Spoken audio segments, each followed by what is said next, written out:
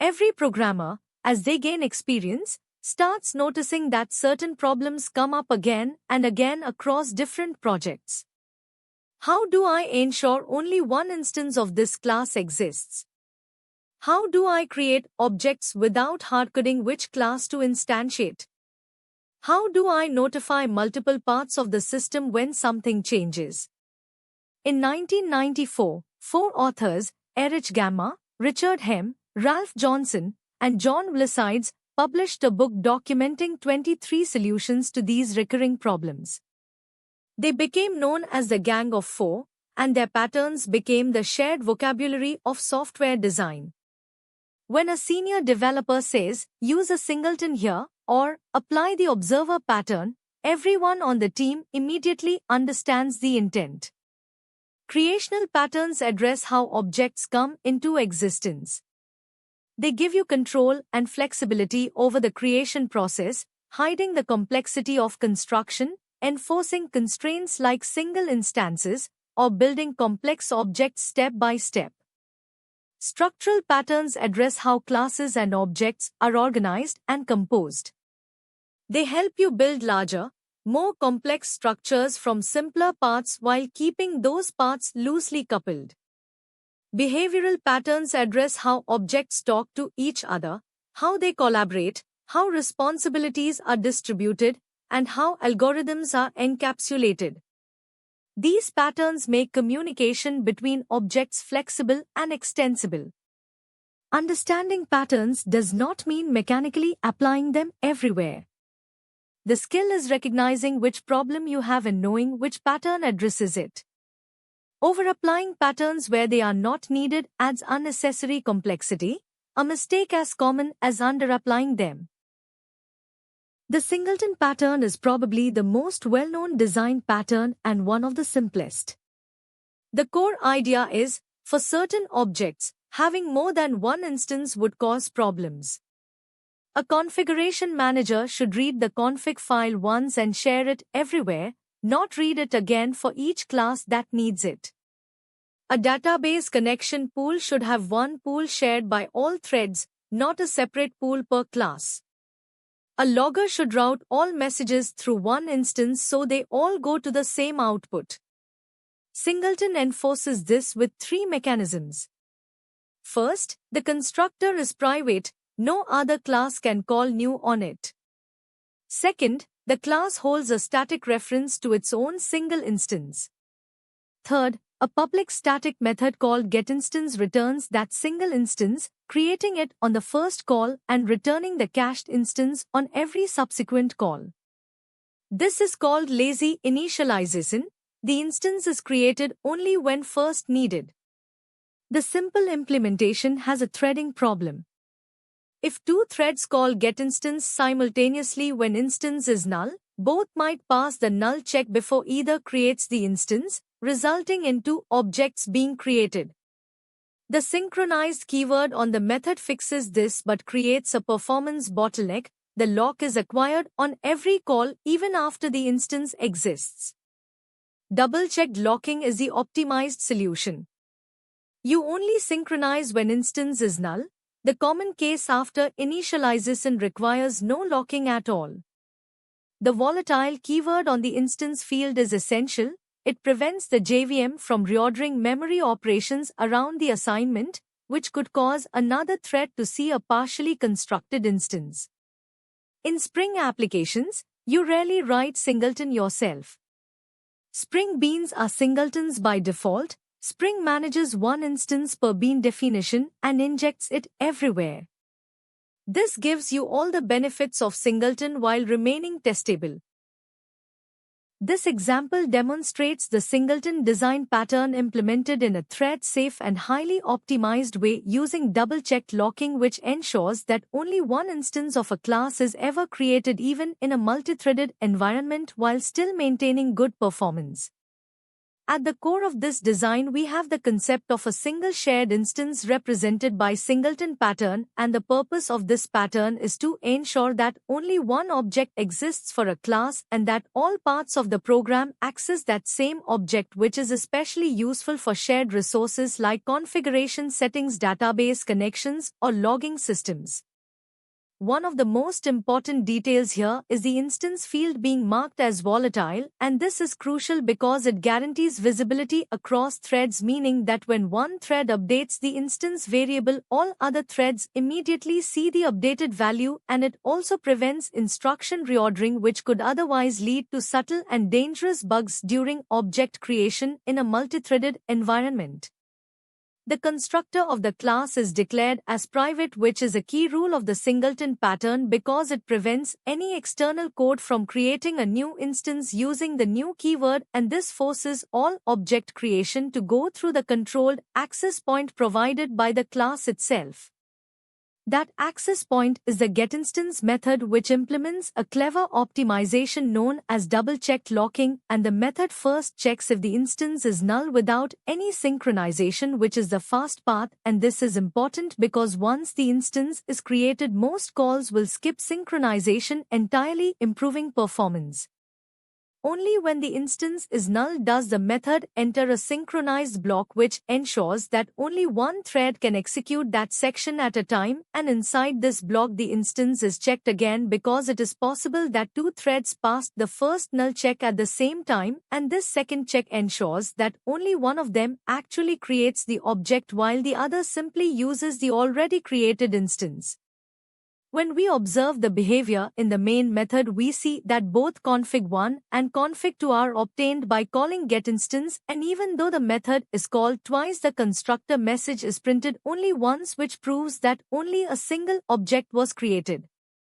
When we compare config1 and config2 using double equals, the result is true, which confirms that both variables are pointing to the exact same object in memory rather than two separate instances. Another important observation is that when we modify the state of the object through one reference, such as changing the database name using config2, the change is immediately visible when accessed through config1, and this shared state is the defining characteristic of the singleton pattern because all parts of the application are working with the same underlying object.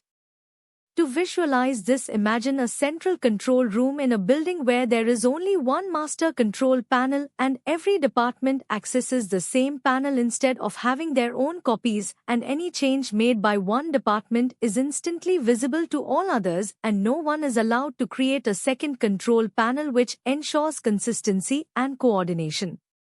Overall, this implementation shows how the singleton pattern combined with volatile and double-checked locking provides a safe, efficient, and reliable way to manage a single shared instance in a concurrent environment, making it a common and important pattern in real-world Java applications. The factory pattern addresses one of the most common problems in object-oriented design.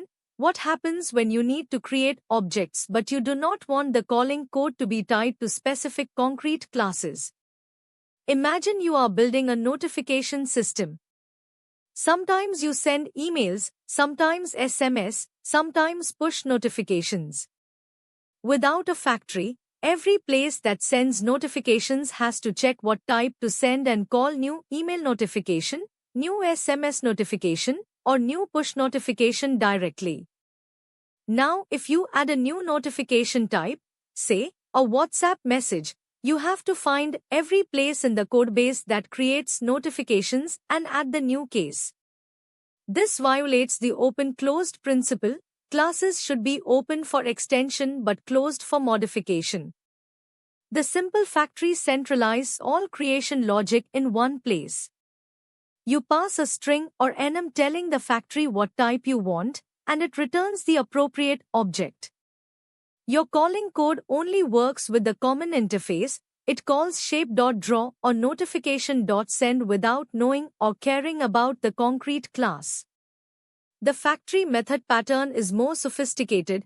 Instead of a static method, you define a factory method in a base class that subclass override to return their specific type.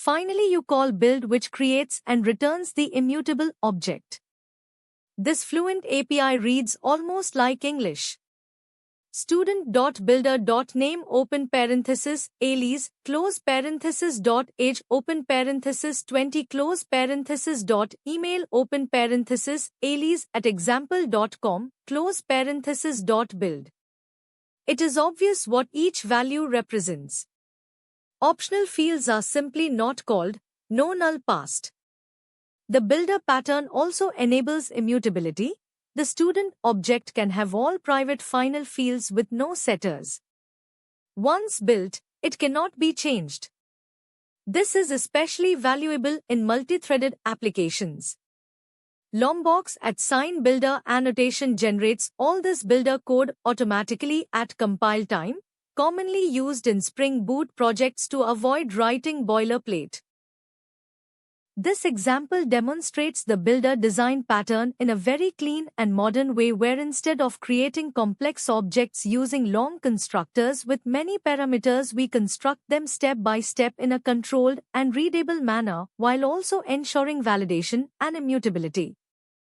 At the core of this design, we have the student class, which is designed to be immutable, meaning once an object is created, its state cannot be changed, and this is achieved by making all fields private and final, and by providing a private constructor that takes a builder object instead of allowing direct object creation, and this ensures that no one can create a student in an incomplete or inconsistent state, because the only way to construct it is through the builder. The builder itself is implemented as a static inner class inside student, and it contains the same fields as the outer class, but unlike the student, these fields are mutable during the building phase, and each setter method assigns a value to its field and then returns this, which refers to the current builder instance, and this return of the same object is what enables method chaining, also known as a Fluent API, where we can write clean and readable code like setting multiple properties in a single continuous statement. To begin the building process, we use a static factory method called builder, which acts as a clean entry point, and instead of calling a constructor directly, we call student.builder open parenthesis close parenthesis, which gives us a fresh builder instance ready to be configured, and this approach improves readability and hides the complexity of object creation. Once all the required and optional fields are set, we call the build method, which is the most critical step because it performs validation before creating the actual object, and for example, it ensures that mandatory fields like name are provided, and if they are missing, it throws an illegal state exception which prevents the creation of an invalid object and ensures data integrity. If validation passes, the build method then calls the private constructor of student and passes the builder itself, and the constructor reads all the values from the builder and assigns them to the final fields of the student object, completing the creation process. When we look at the usage, we can see that one object S1 sets all 6 fields, which results in a fully populated student, while another object S2 sets only a subset of fields like name, age, and department, and the remaining fields such as email, phone, and address are left as null. And the important thing here is that we never explicitly passed null values, we simply chose not to call those setter methods, which makes the code cleaner and less error-prone.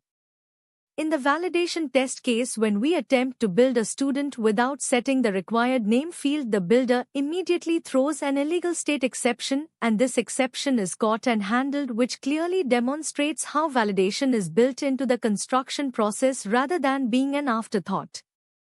To visualize this, imagine ordering a custom meal where instead of being forced to choose from fixed combinations, you are given a form where you can select only the items you want step by step, and once you are done, the system checks whether all required selections are made before preparing your meal, and once it is prepared, you cannot change it, which is exactly how the builder pattern works, ensuring flexibility during creation and immutability after creation.